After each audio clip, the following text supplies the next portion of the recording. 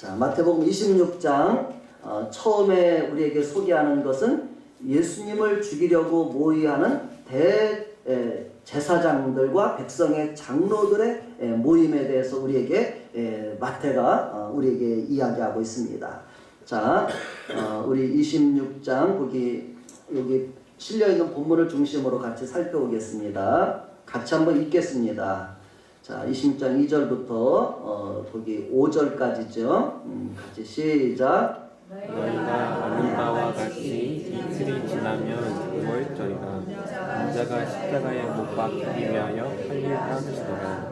그때 대제사장들과 백성의 장로들이 가야바라 하는 대제사장의 관정에 모여 예수를 흉계로 잡아 죽이려고 의논하되 말하기를 밀란이 날까 하노니 명절에는 하지 말자 하더라.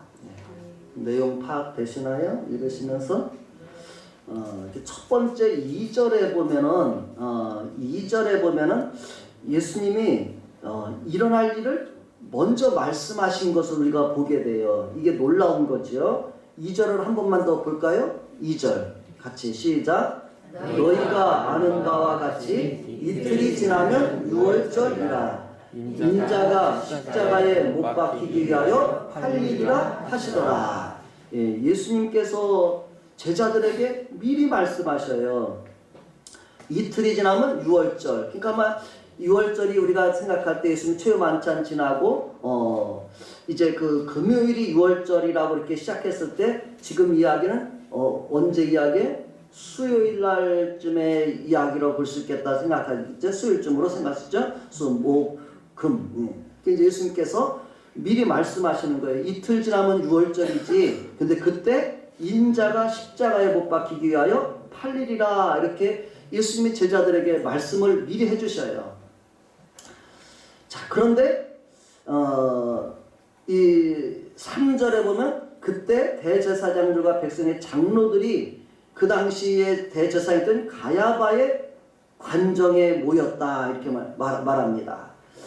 대제사장의 집에 모여서 무엇을 의논했냐면 예수를 흉계로 잡아 죽이려고 의논하되 이렇게 말씀하고 있죠. 백성의 장로들과 대제사장은 이 예수님을 우리가 잡아 죽여야 되겠다 그렇게 의논했다는 것입니다. 왜냐하면 예수님이 우리가 주일날 우리가 이제 예루살렘에 입성해서 그 다음날 무엇을 했냐면 예루살렘의 성전에 들어가서 성전에 있는 그 당시의 성전에 있는 제사장들 이런 사람들을 책망하셨어요. 그리고 성전에서 뭐라고 했냐면 이 성전은 모든 만민이 기도하는 집이 되어야 하거늘 너희는 강도의 소굴처럼 만들었도다. 그러면서 막 성전을 예수님께서 막 그곳에서 장사하는 사람들, 이런 사람들, 매매하는 사람들을 다 되어쫓고 그 성전을 청결케 했다 이렇게 이야기합니다.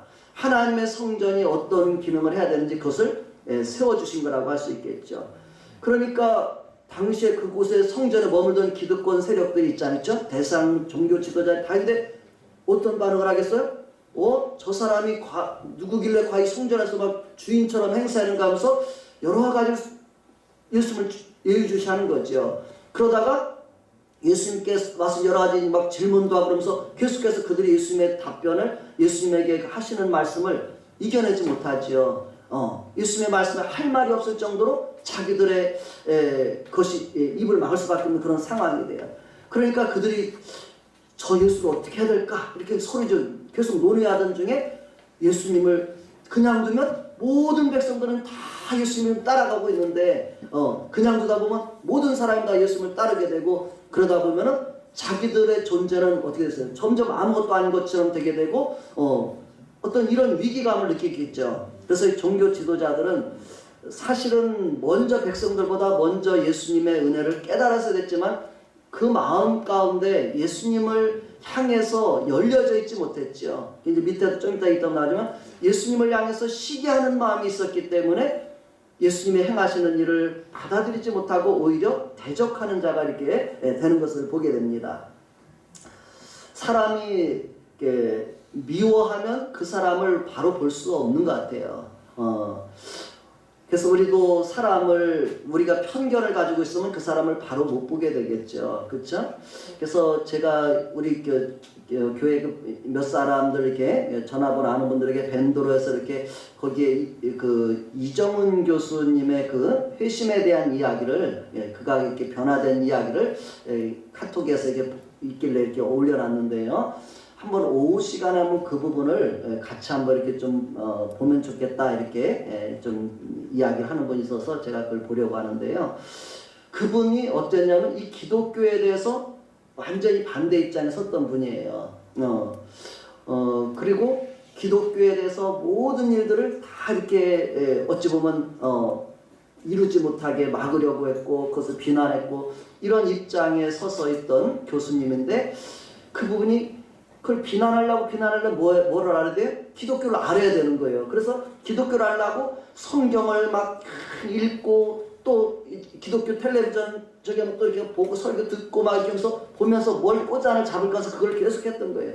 그런데 이제 간증스의 핵심을 말하면 성경을 읽고 그 이런 걸 볼수록 자기가 그걸 비난하고자 하는 것이 두려운 마음이 들더라는 거예요. 진짜는 어떻게 하지? 그런 마음이 들더라는 거예요.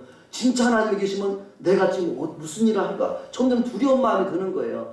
그러다가 성경을 로마서를 읽고 또 성경 설교를 듣는데 자기 마음이 막 찔리기 시작하고 예수님의 제자들이 복음 전할 때 찔린 것처럼 자기에게 그런 일이 막 발생하는 거예요. 그래서 그분이 결국 하나님 앞에 엎드려서 회개하게 되고 예수님을 인정하게 되고 이것이 진리라는 걸 인정하지 않을 수 있는 그런 단계에서 지금은 이제는 복음을 전하는 그런 일을 마치 바울과 같은 그런 변화의 역사 그 사람에게 있었던 것 같아요. 그래서 그런 부분을 앞으로 이제 행하는 우리가 좀 주목해 보시기 바랍니다. 그래서 그런 부분의 이야기이기 때문에 여기 이 사람들도 지금 그런 입장에 서서 종교 지도자들이 예수님을 그냥 계속해서 대적하는 입장에 서는 것이죠. 그래서 그들은 잡아 죽이려고 했는데 자기들 생각에 이 명절에 하면 혹시 많은 사람들이 따르기 때문에 백성들이 소동이 일어나게 됐다. 큰일 나겠다. 그러니까 우리가 명절 지나고 나서 하자. 백성들은 그렇게까지 계획을 했다는 거예요.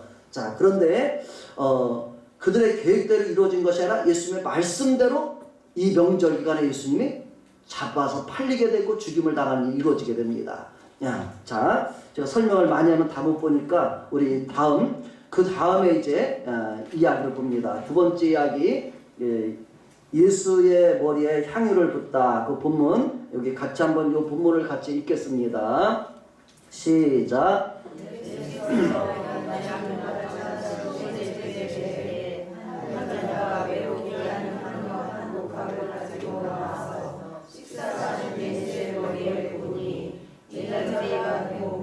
아니 잠깐요. 제가 조금 축소했죠. 7절 다음에 12절. 왜냐하면 그 사이에 있는 몇 가지 이야기 있지만 그것 빼도 충분히 이해할 수 있기 때문에 자, 향유를 부었어요. 그 다음에 이제 예수님께서 그 여자의 행한 일에 대해서 하신 이야기가 12절 13절입니다. 12, 13절 시작. 이 여자가 내 몸에 이 향유를 부은 것은 내 장례를 위하여 함이니라. 내가 진실로 너희에게 이르노니 온 천하에 어디서든지 이 복음이 전파되는 곳에서는 이 여자가 행한 일도 말하여 그를 기억하리라 하시니라. 아멘. 은혜가 되는 말씀입니다. 예수님의 은혜를 깨달았던 여기 베다니 거긴 마리아죠. 나사로의 여동생이었던 마리아가 예수님의 머리에 향유를 부었습니다. 근데 예수님은 그 사건을 가지고서 내 장례를 준비하는 일이다. 이렇게 그 일을 이렇게 말씀해 주셔요. 그리고 복음이 전파되는 곳 어디서든지 이 여자가 행한 일도 말하여 그를 기억하리라. 오늘도 지금 우리가 그 여자 행한 일을 말하게 되죠. 그렇죠? 그래서 우리가 예수님을 위해서 행한 그 사랑과 수고와 헌신은 뭐예요? 이 세상 끝날까지 주님이 기억하시고 그건 아름다운 일이라는 거예요. 우리가 그런 일들을 본받아서 우리도 그렇게 살으라고 말씀하시는 줄로 믿습니다. 자, 그 다음에 유다가 예수님을 이제 12제자 중에 하나였던 유다가 예수님을 배반했던 이야기를 이제 두 줄로만 요약해놨습니다. 14, 15, 16절 시작. 열둘 중에 하나인 다른 유다라는 자가 대제사장들에게 가서 말하되 내가 예수를 너희에게 넘겨주리니 얼마나 주려느냐 하니 그들이 은 30을 달아 주거늘 그가 그때로부터 예수를 넘겨줄 기회를 찾더라. 예, 예수님의 12제자 중에 한 사람이 예수님을 배반하려고 하는 그런 모습이 보입니다.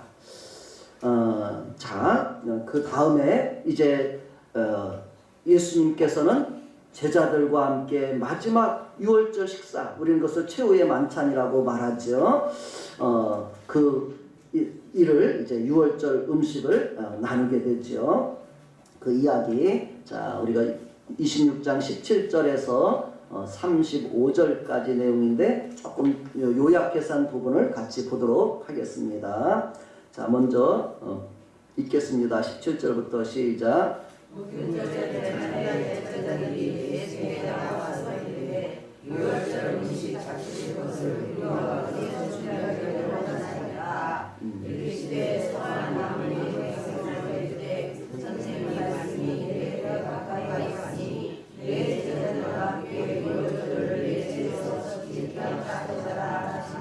네, 그 다음에 이제 넘어가서 21절로 예수님께서 유월절을 제자들과 함께 이제 음식을 함께 나누겠다 이렇게 말씀하시고, 그 이제 유월절 진행 중에 21절부터 24절에 예수님께서 놀라운 말씀을 하시죠.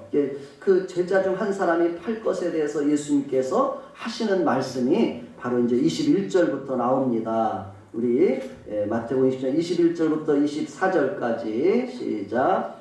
그들이 먹을 때에 이르시되 내가 진실로 너희에게 이르노니 너희 중에 한 사람이 나를 팔리라 하시니 그들이 몹시 근심하여 각각 여짜오되 주여 나는 아니지요. 대답하여 이르시되 나와 함께 그릇에 손을 넣는 그가 나를 팔리라. 인자는 자기에 대하여 기록된 대로 가거니와 인자를 파는 그 사람에게는 화가 있으리로다. 그 사람은 차라리 태어나지 아니하였더라면 제게 좋을 뻔하였느니라. 아멘. 예, 예수님께서 그 마지막 이제 제자들과 함께하는 마지막 시간이에요. 이제 곧 이 세상에서 이제 십자가를 지고 죽임을 당하고 이렇게 얼마 남지 않았죠. 그런 시간에 그 한 제자가 주님을 팔 것을 주님은 다 아셨어요. 그래서 너희 중에 한 사람이 나를 팔리라 이렇게 말씀하시면서 뭐라고 말씀하시냐면 인자는 24절에 보면 예수님은 자기에 대하여 기록된 대로 가거니와 인자를 파는 그 사람에게는 뭐가 있게 돼요? 화가 있을 것이다 이렇게 말해요. 우리는 이 화가 있다는 것이 그것이 얼마나 큰 화가 되는지를 잘 짐작이 안 되죠. 우리가 지난주에 회개하지 아니한 고울들에 대해서 화가 있다 이렇게 말했을 때 그 화는 곧 심판으로 임했어요. 무서운 하나님의 그 심판을 말씀하시면서 그들에게 화가 있을 것이다 이렇게 말씀하신 걸 보게 돼요. 여기에서도 마찬가지예요. 무서운 심판이 있다는 거예요. 인자를 파는 자에게는 화가 있으리라. 그 사람은 차라리 태어나지 아니하였더라면 저게 좋을 뻔하니라. 얼마나 무서운 말씀인가 우리가 이 말씀을 생각을 해볼 필요가 있습니다. 자, 그래서 이 말씀을 하신 것은 그 제자에게는 어떻게 마지막 회개의 기회를 준 것이라고 볼 수가 있겠죠. 예수는 마지막까지 그가 그 마음을 돌이키고 회개하기를 바라셨던 그런 이야기라고 우리가 생각해 볼 수 있는 것입니다. 자, 그러면서 이제 예수님은 뭐 그렇다고 해서 계속 머물 수가 없죠. 시간은 점점 지나가기 때문에 곧 예수님은 자기가 팔려지고 잡혀갈 걸 아셔요. 그렇기 때문에 이제 제자들과 마지막 자신의 죽으심의 의미가 무엇인지, 십자가에 왜 이렇게 팔리고 고난받고 죽어야 될지를 오늘 26절부터 29절까지 해서 말씀하고 있습니다. 자, 우리 예수님이 십자가에 왜 죽으셔야 했는가? 26절부터 29절 핵심 부분이라고 볼 수 있어요. 읽겠습니다. 시작. 그들이 먹을 때에 예수께서 떡을 가지사 축복하시고 떼어 제자들에게 주시며 이르시되 받아서 먹으라, 이것은 내 몸이니라 하시고, 또 잔을 가지사 감사기도 하시고 그들에게 주시며 이르시되 너희가 다 이것을 마시라, 이것은 죄사함을 얻게 하려고 많은 사람을 위하여 흘리는 바 나의 피 곧 언약의 피니라. 그러나 너희에게 이르노니 내가 포도나무에서 나는 것을 이제부터 내 아버지의 나라에서 새 것으로 너희와 함께 마시는 날까지 마시지 아니하리라 하시니라. 아멘. 예, 이거 다 있죠? 혹시 없으면 뒤에 좀 여분이 많이 있어요. 그래서 혹시 없으면 이걸 조금 요약해놨기 때문에 참조하시면 좋겠습니다. 여기서 보면 이제 예수님께서 유월절 식사하는 중에 떡을 가지시고 뭐라고 하시냐면 받아서 먹으라. 이것은 뭐라고 말씀하셔요? 내 몸이니라 이렇게 했어요. 떡을 여기서 떡이라고 해서 우리는 떡으로 표현했지만 그것은 이제 빵이라고 많이 표현할 수 있겠죠. 이스라엘에서는 이제 구운 그 밀가루의 빵이겠죠. 그것을 떼어서 제자들에게 주면서 너희가 이것을 먹으라. 이것은 내 몸이라 이렇게 말씀하십니다. 그리고 또 이제 잔을 가지고 이제 그 포도주 잔이겠죠. 그래서 이것을 너희가 다 마시라. 이것은 제사함을 얻게 하려고 많은 사람을 위하여 흘리는 바 나의 피다. 그러면서 그것이 언약의 피다. 이렇게 말씀을 하십니다. 이 일을 우리가 생각할 때 구약에서 모세가 백성들에게 하나님의 말씀을 받아서 전하고 나서 한 일이 뭐냐면은 백성들에게 그 피를 짐승의 피를 이제 가지고서 그 언약을 맺는데 피로 언약을 맺어요. 항상 그들의 보면은 피의 언약이죠. 그 피를 백성들에게 뿌리는 거예요. 그것은 뭐냐면 이 하나님의 언약은 지키면은 생명이고 지키지 않으면 뭐예요? 죽음이라는 걸 의미하는 것이죠. 생명의 언약이라고 이렇게 말할 수 있죠. 생명과 죽음이 이 언약에 달려 있다는 거예요. 그래서 예수님이 자신의 몸을 우리를 위해서 내어주실 것과 또 자신이 우리를 위해서 피를 흘려 주실 것을 말씀하시는 거잖아요. 그래서 많은 사람을 위해 흘리는 피다. 왜 피를 흘린다고요? 우리에게 무엇을 주시려고? 죄사함을 얻게 하려고. 예수님이 십자가에 죽으셔야만 우리의 죄가 용서받을 수 있는 길이 열린다는 거예요. 히브리서에도 보면 그렇게 말해요. 모든 물건이 피로써 정결하게 된다. 히브리서 9장 2절에 보면 피 흘림이 없으면 사함이 없다 그랬어요. 피 흘리는 것이 없이는 죄를 사할 길이 없다는 거예요. 우리의 죄를 용서할 수 있는 다른 길이 없다는 거예요. 죄를 살려면 반드시 뭐예요? 내가 피를 흘리면 죽어야 되는, 그게 죄의 요구라는 거예요. 죄의 값이라는 거예요. 죄값은 내가 피 흘리며 죽는 게 그 죄값을 치르는 길이에요. 그런데 구약에서 하나님 보이는 사랑은 뭐냐면 내 대신 뭐예요? 짐승을 대신 죽게 하는 걸 보면서 우리에게 이 죄로부터 구원하는 길이 무엇인가를 보여주신 거라고 볼 수 있죠.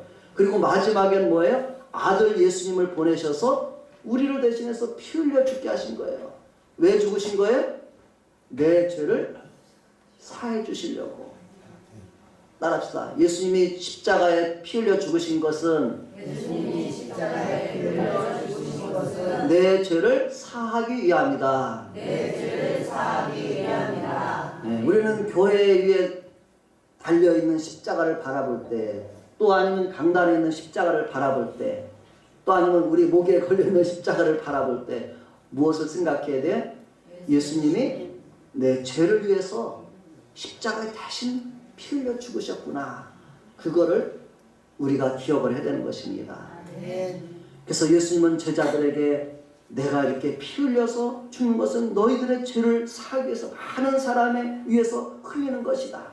이것은 하나님과 우리 사이에 뭐냐면 언약이라는 거, 이게 약속이라는 거예요. 그렇게 주님께서 그곳에서 제자들에게 이 주님의 죽으심의 의미를 알려주셨습니다.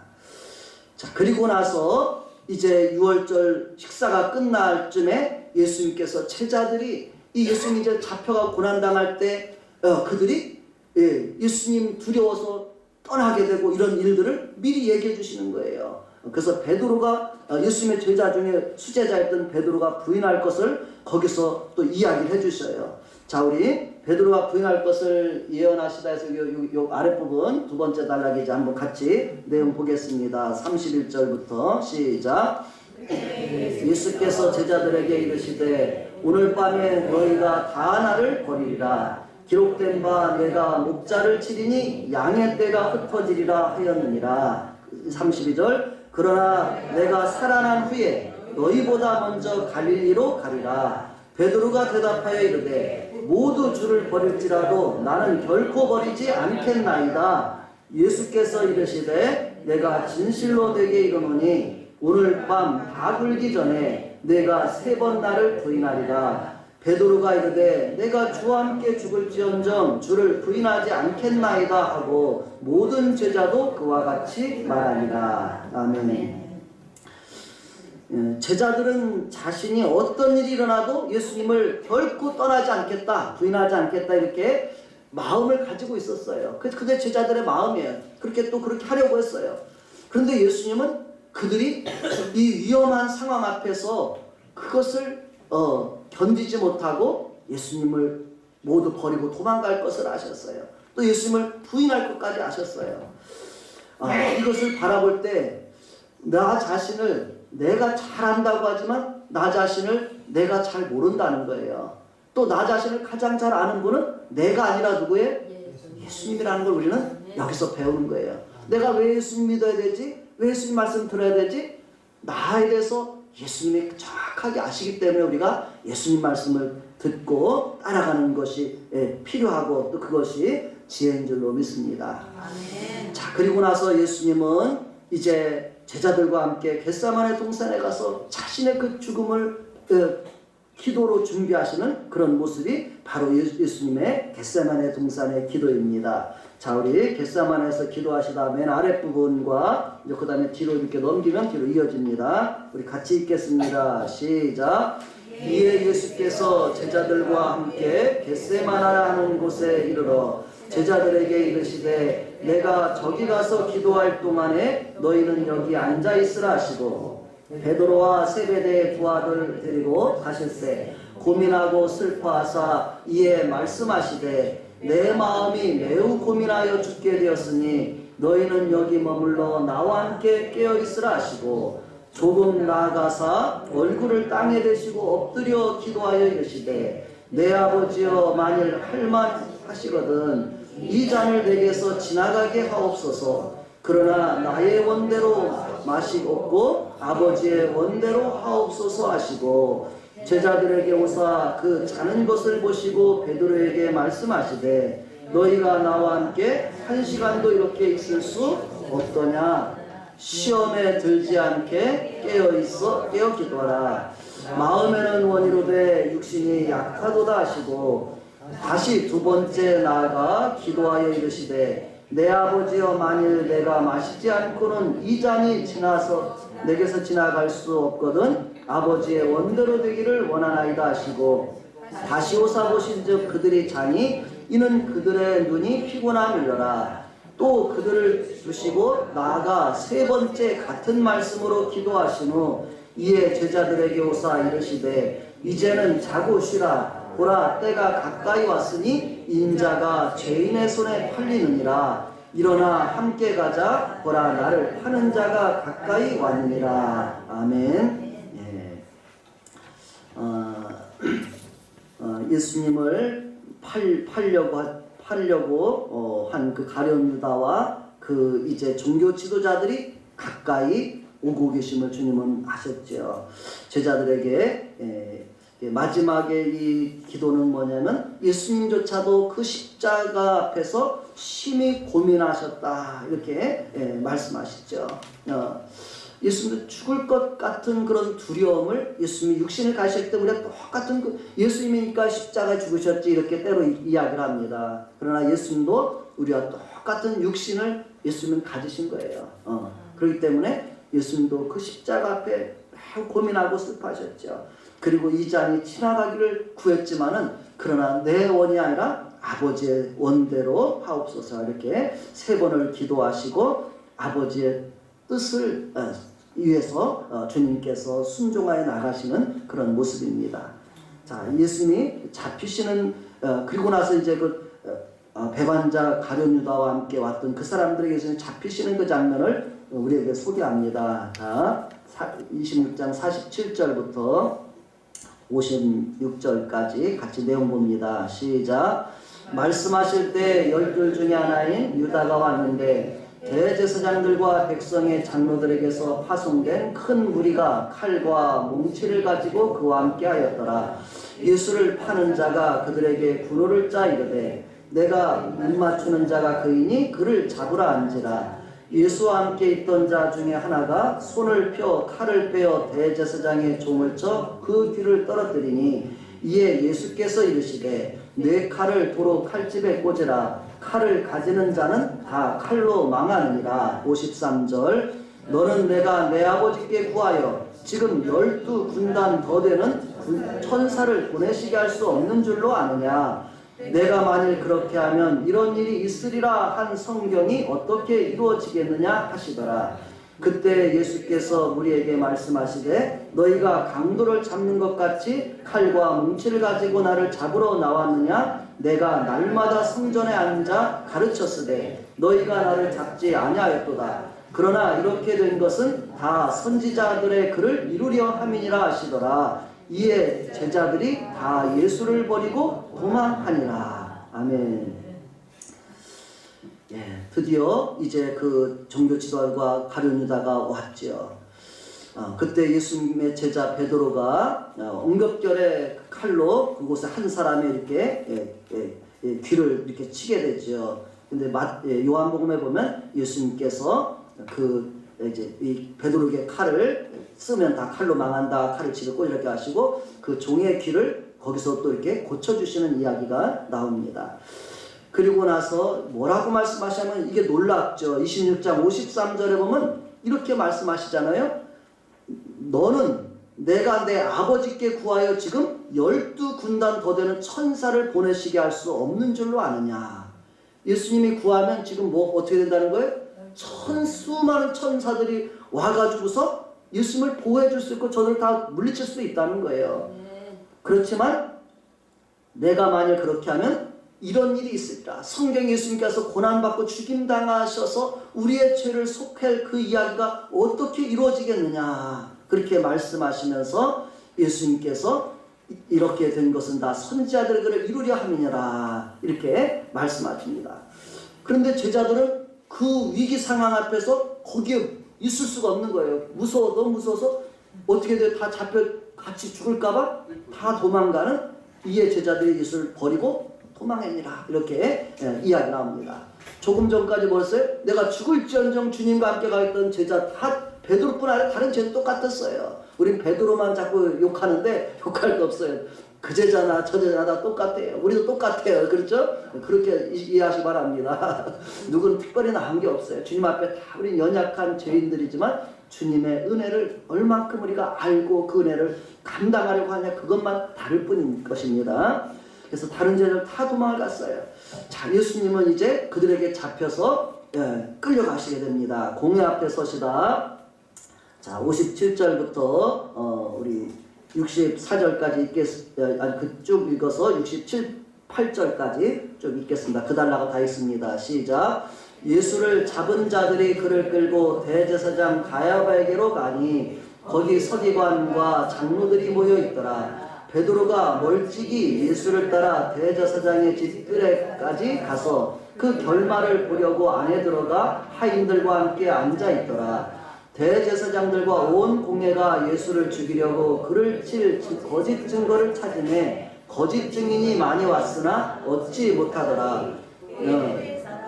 두 사람이 와서 이르되 이 사람의 말이 내가 하나님의 성전을 얼고 사흘 동안에 지을 수 있다 하더라 하니 대제사장이 일어서서 예수께 묻되 아무 대답도 없느냐. 이 사람들이 너를 치는 증거가 어떠하냐 하되 예수께서 침묵하시거늘 대제사장이 이르되 내가 너로 살아계신 하나님께 맹세하게 하노니 네가 하나님의 아들 그리스도인지 우리에게 말하라. 예수께서 이르시되 네가 말하였느니라. 그러나 내가 너희에게 이르노니 이후에 인자가 권능의 우편에 앉아 있는 것과 하늘 구름을 타고 오는 것을 너희가 보리라 하시니 이에 대제사장이 자기 옷을 찢으며 이르되 그가 신성 모독하는 말을 하였으니 어찌 더 증인을 요구하리요. 보라, 너희가 지금 이 신성 모독하는 말을 들었도다. 너희 생각은 어떠하냐? 대답하여 이르되 그는 사형에 해당하니라 하고 이에 예수의 얼굴에 침 뱉으며 주먹으로 치고 어떤 사람은 손바닥으로 때리며 이르되 그리스도야 우리에게 모르스라라. 너를 친 자가 누구냐 하더라. 아멘. 예수님이 잡혀가셔서 당하신 일을 보세요. 그렇죠? 가서 이제 막 여러 가지 이제 그 예수님에 대해서 이제 막 그 사람들이 와서 증거를 하죠. 이 사람이 막 이런 말을 했으나 저런 말을 했으나 막 이렇게 이야기해요. 그런데 이제 뭐라 그러냐면 많은 예수를 죽이려고 그 거짓 증거를 찾음에 거짓 증인이 많이 왔으나 얻지 못하다. 예수를 죽일 만한 결정적인 증거를 이 사람들이 뭔가 꼬당을 잡아야 되는데 아직 못 찾았어요. 그러니까 이제 대제사장이 직접 묻죠. 너 아무 대답도 하지 않느냐. 그래서 직접 묻기를 뭐라냐면 내가 하나님의 아들 그리스도인지 우리에게 말하라. 이렇게 이야기합니다. 네가 하나님의 아들이라면서 너 진짜 하나님의 아들이냐? 이렇게 묻는 거죠. 또 네가 그리스도 구원자라면서 인류의 구원자로 보냈다면서 묻는 거예요. 그러니까 예수님이 뭐라고 말해요? 그 말이 맞대요, 틀리대요? 예수께서 이르시되 내가 말하였다 이렇게 말해요. 예수는 누구라는 거예요? 하나님의 아들 그리스도. 하나님이 인류를 구원하기 보내신 구원자가 맞다고 이렇게 말씀하시는 거예요. 그러면서 거기서 끝난 게 아니라 이후에 인자가 권능의 우편에 앉아있는 것과 하늘 구름을 타고 오는 것을 너희가 보리라. 예수님은 장차 하늘에 오르시고 다시 오실 것까지 예수님께서 그들에게 증거해 주셨습니다. 이 말을 들은 대제사장이 자기 막 옷을 찢으면서 분이 나가지고서 너희도 듣지 않냐? 자기가 하나님의 아들이라고 하지 않느냐? 하면서 하나님을 지금 모독하고 있다고 신성 모독하라고 하면서 막 화를 내는 거. 그러면서 그 주위에 있는 사람들에게 너희도 듣지 않았느냐? 너희 생각은 어떠냐? 그러니까 이 옆에 있는 사람들이 신성 모독했으니까 사형에 해당합니다. 이렇게 막 사람들이 이야기합니다. 그러면서 우리는 견디기 어려운 일을 예수님이 겪죠. 67절에 보면 이거는 아주 작은 견디기 어려운 일이겠죠. 우리에게 말했다면은 예수의 얼굴에 침 뱉으며 주먹으로 치고 손바닥으로 때리고 또 선지자 노릇하라 하면서 눈을 가려서 예수님을 막 치고 그런 모습으로 예수님을 조롱하는 모습입니다. 예수님께서 제자들이 예수님 하나님의 아들 그리스도예요 이렇게 신앙 고백했을 때 예수님이 그렇게 제자들에게 말씀하셨어요. 인자가 장차 죄인들의 손에 넘겨져서 많은 고난을 받고 또 이렇게 죽임을 당하고 이 이야기를 하셨어요. 그 이야기가 그대로 이렇게 진행되는 그런 모습이라고 볼 수가 있겠죠. 자, 이런 일을 가까이 따라왔던 버리고 도망갔지만 베드로가 멀리서 따라오면서 예수님이 되는 일 어떻게 될까 예수님에서 그래도 걱정돼서 따라왔습니다. 근데 베드로가 예수님께 하신 말씀처럼 다불기 전에 부인하는 그 이야기가 기록되어 있습니다. 69절부터 75절까지 거기 26장 끝부분입니다. 같이 읽겠습니다. 시작. 한 여종이 나와 이르되 너도 갈릴리 사람 예수와 함께 있었도다 하거늘 베드로가 모든 사람 앞에서 부인하여 이르되 나는 내가 무슨 말을 하는지 알지 못하겠노라 하며 앞문까지 나아가니 다른 여종이 그를 보고 거기 앉아있는 사람들에게 말하되 이 사람은 나사렛 예수와 함께 있었도다 하니 베드로가 맹세하고 또 부인하여 이르되 나는 그 사람을 알지 못하노라 하더라. 조금 후에 곁에 섰던 사람들이 나와 베드로에게 이르되 너도 진실로 그 도단이라 내 말소리가 너를 표명한다 하거늘 그가 저주하며 맹세하되 나는 그 사람을 알지 못하노라 하니 곧 닭이 울더라. 이에 베드로가 예수의 말씀에 닭 울기 전에 내가 3번 나를 부인하리라 하심이 생각나서 밖에 나가서 심히 통곡하니라. 아멘. 예수님의 제자 베드로가 어떻게 됐어요? 완전히 무너졌습니다. 예수님 앞에서 깨어졌다라는 거예요. 내가 그래도 괜찮은 사람인 줄 알았는데, 나 의리도 있고 성실하고 그런 사람이었는데 완전히 깨어진 거 있죠. 예수님 앞에서 내가 이처럼 베드로처럼 부서지고 깨어지는 경험이 우리에게 모두 필요합니다. 이것을 하지 않은 사람은 아직 예수님 앞에서 나의 모습을 아직 발견하지 못한 사람이에요. 내가 이렇게 하나님 앞에 연약하고 별볼이 없는 사람이구나. 예수님 앞에서 이렇게 연약한 존재구나. 이런 부분을 우리가 발견할 때 주님을 진정으로 우리가 신뢰할 수 있는 사람이 돼요.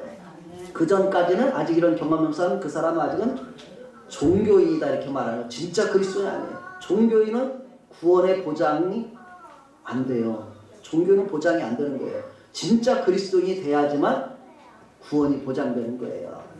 베드로는 이 일 이후로 자기 자신을 더 이상 신뢰할 수 없는 사람이 됐어요. 내가 나를 신뢰했지만 내가 나를 신뢰할 만한 사람이 못 되구나. 나는 연약한 사람에 불과하구나. 예수님이 말씀 그대로 이렇게 이제는 내가 신뢰할 사람이 누구예요? 예수님 뿐이구나. 이렇게 그는 여기에서 그는 깨어지고 변화되는 삶으로 나갔을 거라고 저는 믿습니다. 지금도 이스라엘에 가면은 바로 예루살렘 성전 아랫부분에 가면 이 베드로가 나가서 통곡했던 그 자리에 베드로의 통곡교회를 세워놨어요. 그리고 맨 위에 지붕에는 뭐가 있어요? 예수님이 있는 게 아니라 수탉이 있습니다. 꽃기요! 닭이 울 때마다 그 이후로 실제로 베드로는 예수님의 이 말씀이 생각나서 계속해서 이렇게 통곡했다 이렇게 전해지고 있습니다. 자신을 잘하는 것도 있지만 나보다 나를 더 잘하시는 주님 앞에 자신의 연약함을 인정하고 주님의 말씀을 기억하는 그런 사람이 되어 것입니다. 그래서 예수님의 말씀이 생각나서 밖에 나가 통곡했다 이렇게 이야기하고 있습니다. 줄였는데도 시간이 한 애가 탑니다. 자, 27장으로 그래도 가야죠. 자, 27장으로 다음 장으로 넘어가겠습니다. 자, 27장 이제 예수님께서 잡혀가서 드디어 이제 그 당시에 이제 총독 빌라도에게 넘겨지는 이야기로 넘어갑니다. 예수님의 마지막 재판이겠죠. 27장 1절 2절 있습니다. 시작. 새벽에 모든 대제사장과 백성의 장로들이 예수를 죽이려고 함께 의논하고 결박하여 끌고 가서 총독 빌라도에게 넘겨주니라. 그 당시에 이스라엘이 로마 지배 아래 있었기 때문에 로마 총독에게 가서 이 사람을 죽여달라, 사형해당하니까 처형해달라 이렇게 끌고 가는 것이죠. 자, 이제 우리가 아까 가룟 유다가 대제사장들에 가서 은 30 받고 예수를 넘겨주게 됐죠. 그 겟세마네 동산에까지 앞서서 가서 예수를 넘겨줬어요. 그리고 나서 이 가룟 유다가 그 자리를 떠난 것이 아니라 계속해서 예수님이 어떤 일을 겪으시나를 바라본 거예요. 무슨 일이 일어날까를 바라봤습니다. 떠나지 못하고. 그리고 나서 예수님이 막 침뱉음을 하고 얼굴 침을 당하고 막 모욕을 당하고 이런 모습을 다 보면서 거기서 견뎌내지 못하고 결국은 스스로 죽게 되는 그런 이야기가 나옵니다. 그 27장 3절부터 5절 한번 잠깐 읽어보겠습니다. 그때 예수를 판 유다가 그의 정죄됨을 보고 스스로 뉘우쳐 그 은 30을 대제사장들과 장로들에게 도로 깎아주며 이르되 내가 무죄한 피를 팔고 죄를 범하였도다 하니 그들이 이르되 이것이 우리에게 무슨 상관이냐 내가 당하라 하거늘 유다가 은을 성수에 던져놓고 물러가서 스스로 목매어 죽은지라. 우리가 유다의 행동을 보면은 참 너무 안타깝죠. 예수님은 나를 파는 그 사람에게 화가 있다고 이렇게 말씀하셨잖아요. 그리고 차라리 태어나지 않으면 좋을 이만큼 무섭다는 것을 배반하는 것이 우리에게 회개할 수 있는 뭐예요? 때가 있고 기회가 있다는 거예요. 나중에 회개하지. 나중에 봐서 회개할게. 나중에 예수를 믿을게. 그대로 되지 않는다는 것입니다. 이 사람도 그렇죠. 그때 회개했어야 되는데 좀 더 지켜보고서 그래도 예수님 뭔가 능력인데 그냥 죽겠어? 유다만 그런지도 모르겠어요. 그런데 예수님이 가서 막 고난당하고 막 이런 정죄되는 모습을 보면서 막 양심에 이제 고통을 느껴요. 내가 이 무죄한 사람이 이걸 팔아버렸구나. 그리고 나가서 이제 그 성수에 가서 은을 이렇게 가서 자기가 받은 것을 던져놓고 견디지 못하고 죽게 되는 그런 이야기로 그 제자의 결말이 나오죠. 그런데 이런 이야기를 보면서 가룟 유다를 두둔하는 사람도 많아요. 아, 유다가 그래도 뭐 의리가 있으면서 유다가 베드로를 막 부인하고 막 이렇게 하지 않냐면서 이렇게 그렇게 합니다. 그러나 우리가 그것은 인본적인 생각에 불과하고 예수님을 부인하는 것이 얼마나 무서운가, 심판이 있다는 걸 말씀하셨잖아요. 그래서 우리는 이 부분을 우리가 그런 모습으로 우리가 바라봐야 돼요. 그리고 사도행전에서도 분명하게 베드로도 이 이야기를 저가 받았던 직분을 타인이 취하게 하라 그렇게 이야기합니다. 하나님의 나라의 기업이 없다는 거 이 사람에게는 그런 이야기겠죠. 자, 그 다음에 이제 예수님이 못 박히게 십자가에 이제 넘겨지는 그런 재판 과정입니다. 자, 우리 27장 11절부터 읽겠습니다. 시작. 예수께서 총독 앞에 섰음에 총독이 물어 이르되 네가 유대인의 왕이냐? 예수께서 대답하시되 네 말이 옳도다 하시고 대제사장들과 장로들에게 고발을 당하되 아무 대답도 아니하시는지라. 이에 빌라도가 이르되 그들이 너를 쳐서 얼마나 많은 것으로 증언하는지 듣지 못하느냐 하되 한마디도 대답하지 아니하시니 총독이 크게 놀라워하더라.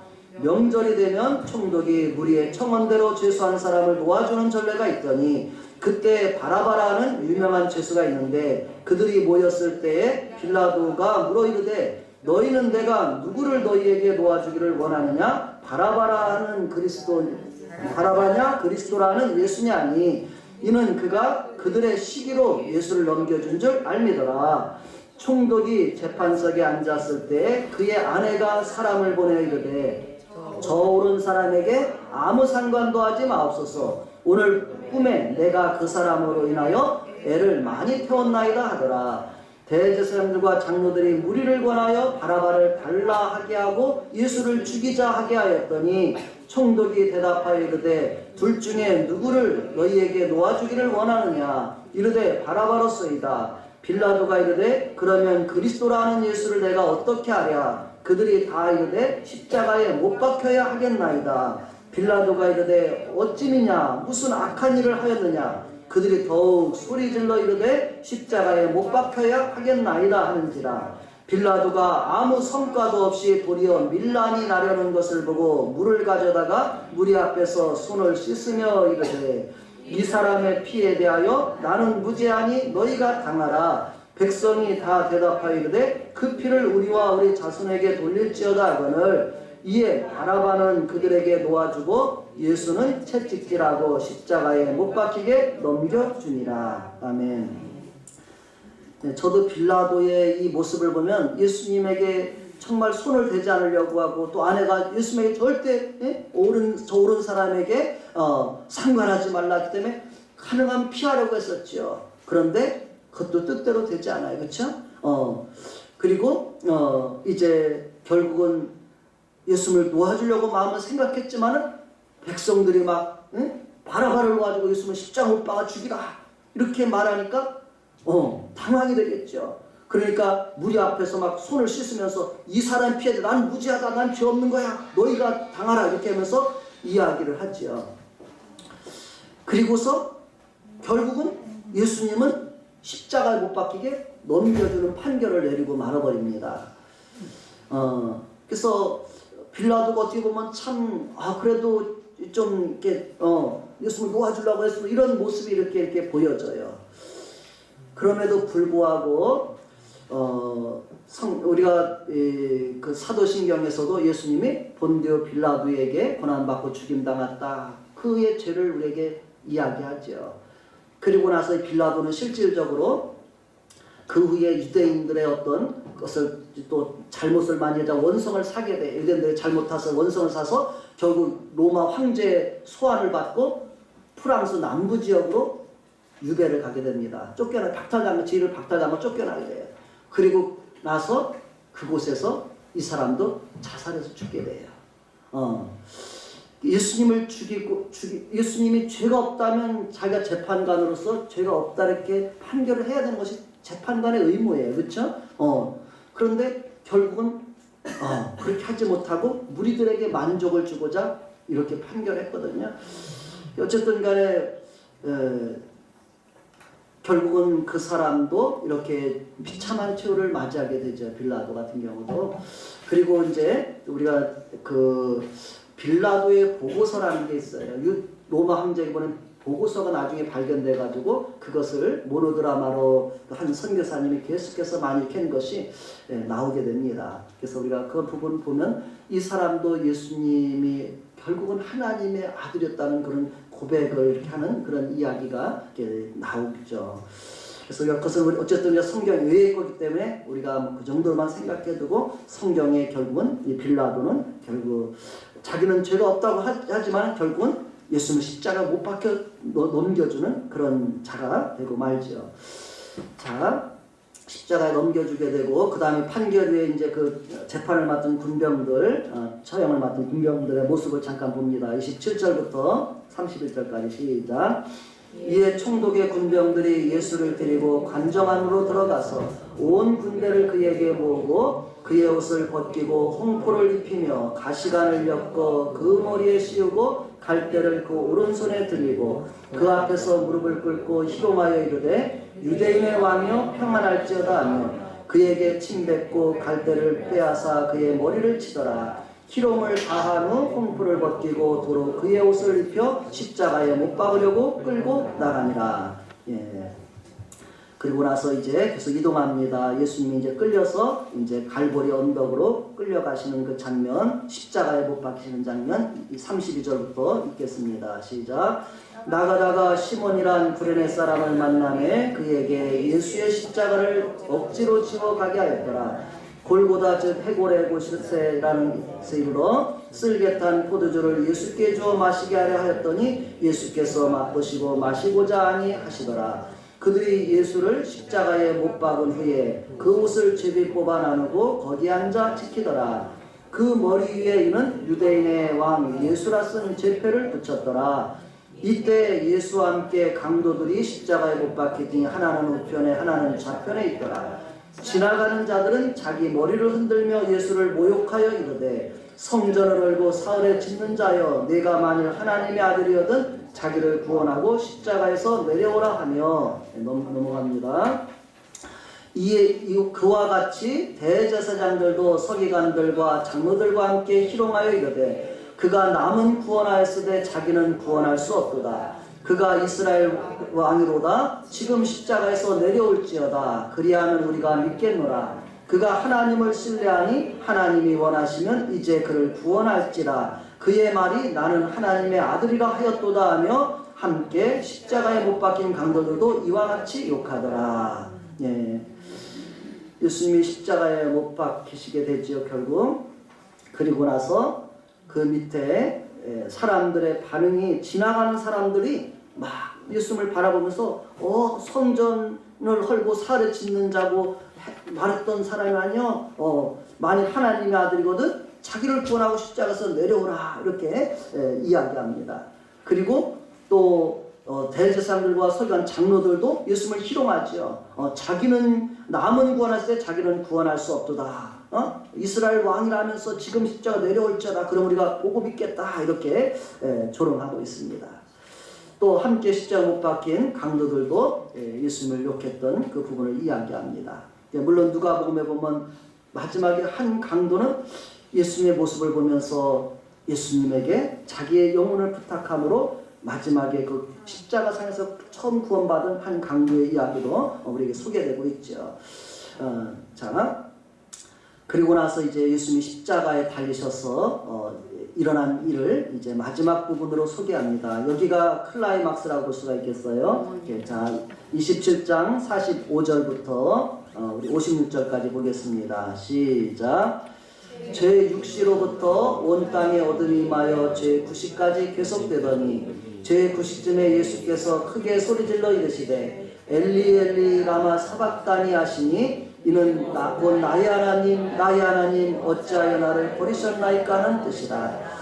거기에 섰던 자 중 어떤 이들이 듣고 이르되 이 사람이 엘리야를 부른다 하고 그 중에 한 사람이 곧 달려가서 해면을 가져다가 신포도주에 적시어 갈대에 꿰어 마시게 하거늘 그 남은 사람들이 이르되 가만두라 엘리야가 와서 그를 구원하나 보자 하더라.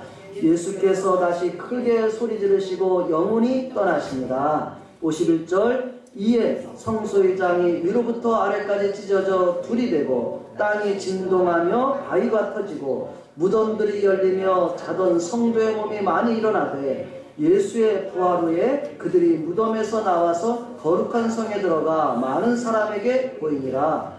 백부장과 및 함께 예수를 지키던 자들이 지진과 그 일어난 일들을 보고 심히 두려워하여 이르되 이는 진실로 하나님의 아들이었도다 하더라.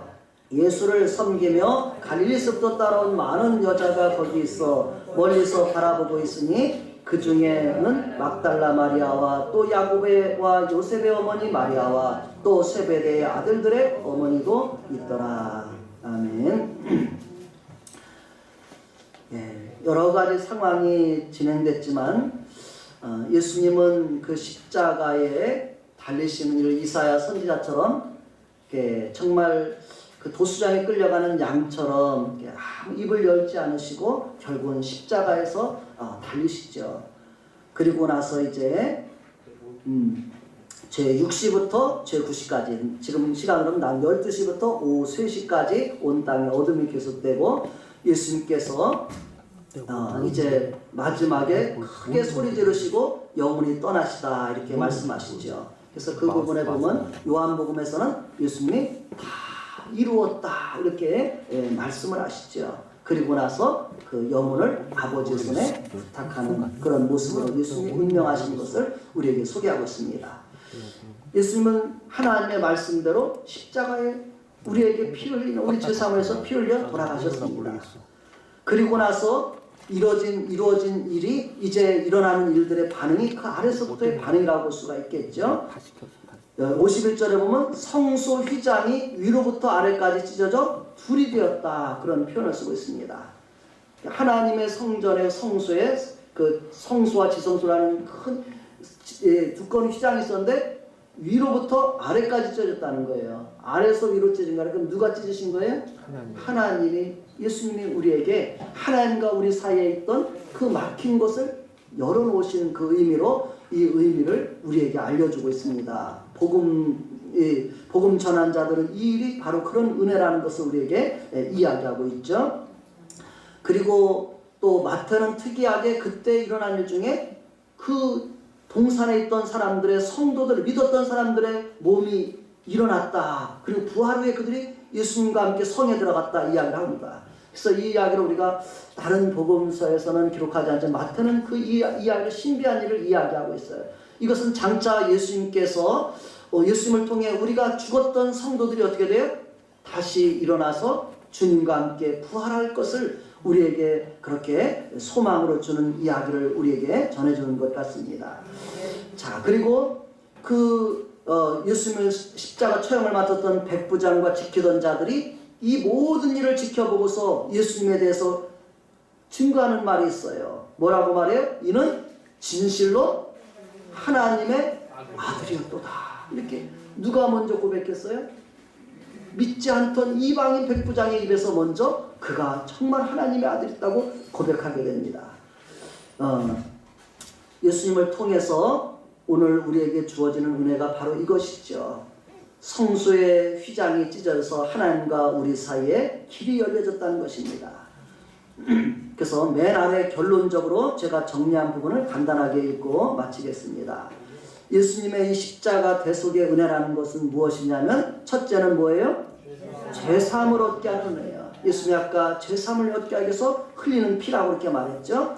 예수님을 통해서 우리의 죄값이 다 치러진 줄로 믿으시기 바랍니다. 따라 봅시다. 예수님이 십자가에서 나의 모든 죄를 다 담당해 주셨습니다. 내 모든 죄를 사해 주셨습니다.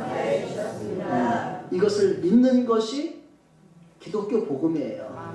예수님이 그 십자가 그렇게 치렀는데도 나는 그 예수님을 받아들이지 않으면 우리는 예수님 밖에 있는 사람이 되는 것입니다. 그 예수님을 우리가 내 안에 모시고 그 은혜를 우리가 받아들이시기 바랍니다. 그 증거를. 그리고 아까 이제 휘장이 열려진 것은 두 번째, 세 번째 이야기처럼 정리하는 것처럼 하나님과 우리 사이에 뭐예요? 막힌 죄담이 허물어졌다는 것입니다. 그 에베소서에는 그 이야기를 우리에게 소개하고 있어요. 이 의미를. 그리고 세 번째, 우리가 하나님께 나갈 새로운 살 길이 열렸다는 것을 우리에게 전해주는 것입니다. 그래서 히브리서 기자는 예수님이 육체로 이렇게 육체가 찢김으로 휘장이 찢겨짐으로 이제 하나님께 나갈 새로운 살 길이 열렸다. 짐승의 피가 아니라 바로 예수님의 피로 말미암아 우리의 양심까지도 깨끗하게 하셨다. 그래서 하나님을 섬길 수 있게 하셨다. 많은 사람들이 사실은 자기 양심 때문에 하나님을 섬기지 못했던 사람이 많아요. 왜냐하면 난 여전히 부족해, 난 여전히 죄를 져, 이것 때문에 하나님 앞에 난 나갈 수가 없어, 이렇게 말하는 사람이 있어요. 예수님의 피는 우리의 그런 양심을 하나님을 섬길 수 있는 길로 이끄는 것이 바로 예수님의 십자가의 보혈이라는 것을 기억하시기 바랍니다. 내가 연약할수록 더 우리는 내가 죄에 넘으면 더 주님 앞에 나가고도 의지할 사람이라는 것을 생각하시기를 바랍니다. 자, 결론적으로 예수님은 맨 아래 두 절 있습니다. 시작. 예수님은 하나님의 아들이시며 우리 구주, 우리의 왕이십니다. 하나님께서는 예수님을 통해 우리를 죄와 사망과 심판에서 의와 영생과 천국을 기업으로 얻게 하셨습니다. 아멘. 우리가 이 은혜를, 이 복음을 나의 것으로 받아들이시고 이 주님의 은혜 안에서 우리가 하나님을 섬기는 사람들 되시길 바랍니다.